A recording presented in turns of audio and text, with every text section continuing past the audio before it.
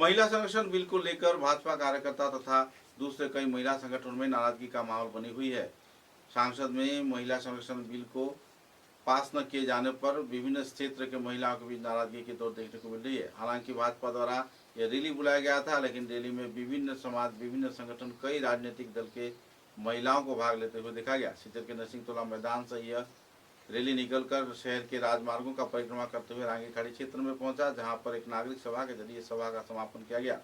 राहुल गांधी मुर्दाबाद तथा दूसरे कई नारों के जरिए हाथों में प्लेकार्ड, फेस्टून, बैनर लेकर महिलाओं ने महिला बिल को पास न किए जाने पर तीव्र नाराजगी व्यक्त किया। महिलाओं की सुरक्षा, उन्नयन तथा विकास को सामने रख जल्द से जल्द महिला बिल को पास किए जाने के लिए महिलाओं ने मांग भी रखा। कार्यक्रम में असम राज्य भाजपा महिला समिति के सभापति रीना सिंह व दूसरे हस्तीगण भी उत्साह के साथ भाग लिए और कार्यक्रम को चार चांद लगाया।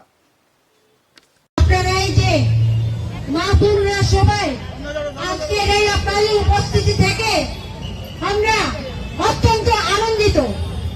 আপনারা সবার অবগত, মাঠ থেকে শুরু করে আমরা বিশাল আকারে এখানে এসে সমবেত হয়েছি। এখন আমাদের মধ্যে উপস্থাপনা আপনাদের সামনে করবে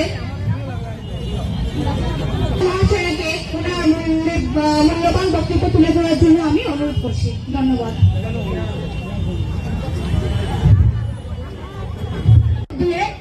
এই ভুল থেকে আমাদের সমস্ত মহিলাদেরকে অপমান করে না, আপনার সকল মহিলাদের প্রতি আমার ঘরে জুড়ে নিবেদন করছি, এইগুলা আপনারা কোনোভাবে আপনারা মানবেন না, কোনোভাবে কংগ্রেস আর বিরোধী দলদেরকে ক্ষমা করবেন না।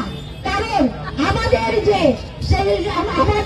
শক্তিটা ওরা কেড়ে নিয়েছে, যদি আমরা এরকম মনে রাখছেন একটা শক্তি যদি পেতাম, তাহলে আমরা এমএলএ বলেন, এমপি বলেন, এখানে আমাদের সিট পেয়ে যেতাম। আপনার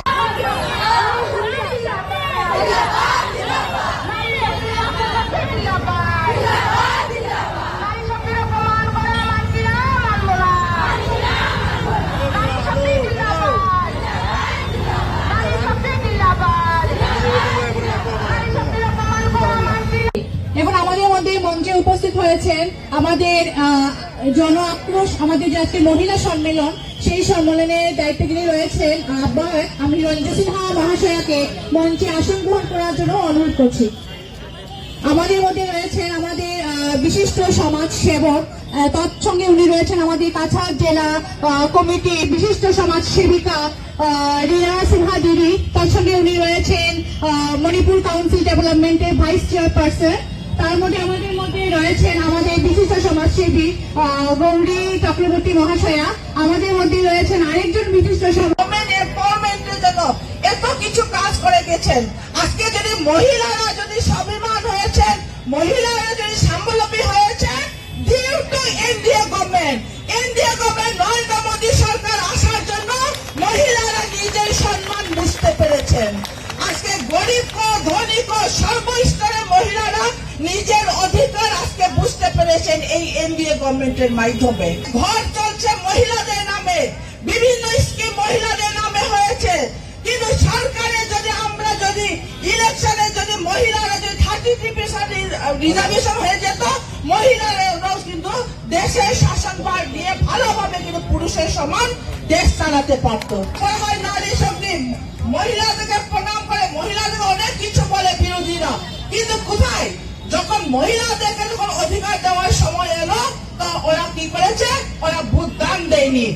সরকারের নেতৃত্বে সেই বিল কংগ্রেস তথা বিরোধী সকল দলগুলো একত্রিত হয়ে সেই বিলের বিরুদ্ধে বিরোধিতা করে, বিরোধিতার দিকে হাত বাড়িয়ে ভোট দিয়ে এই ভোটকে এই বিলকে আর সংসদে পাশ করতে দিলেন না। জানাই এই কংগ্রেস মায়ের বোনদের বিরোধিতা করে যে এই যে নির্লজ্জ ব্যবহার করেছেন, এই যে জঘন্য রাজনীতি করেছেন, সেই জন্য ওনাদেরকে আর সকল বিরোধী দলকে ধিক্কার জানায় সকল মা বোনদের তরফ থেকে। আজকের এই যে জন আক্রোশ মহিলা সম্মেলনে উপস্থিত আমাদের কাছাড় জেলার ডিস্ট্রিক্ট প্রেসিডেন্ট শ্রী রূপম সাহা মহাশয়, উপস্থিত সমাজ সেবিকা সকল এবং উপস্থিত আপনারা সবাই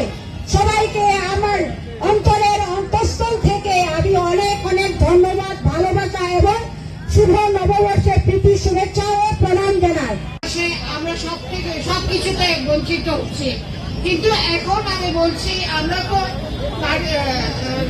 উইমেন্স রিজার্ভেশন বিল নিয়ে অনেক কথা বলছি, কিন্তু একটা বড় কথা হলো কি, যে অপোজিশন পার্টি একটা মস্ত বড় ব্লান্ডার করে দিয়েছে। কারণ 2023-তে যখন উইমেন্স রিজার্ভেশনটা পাস হয়েছে, সামনে ছিল 2024-এর ইলেকশন, তাই ওরা কিছু না দেখে বিলটা পাস করে দিয়েছে। তারপর যখন এবার বিলটা আবার ইমপ্লিমেন্টেশনের জন্য পেশ হলো, তখন ওরা বিরোধিতা করেছে। এখানে ওদের হিস্টোরিক্যাল ব্লান্ডার কি বলবো, 2023-তে যখন বিলটা পাস হয়েছে, তখন স্পষ্টভাবে লেখা ছিল বিলে, ইমপ্লিমেন্টেশন তখনই হবে যখন আমরা সেন্সাস করব, সেন্সাস করে ডিলিমিটেশন করব, তারপর গিয়ে ইমপ্লিমেন্টেশন হবে।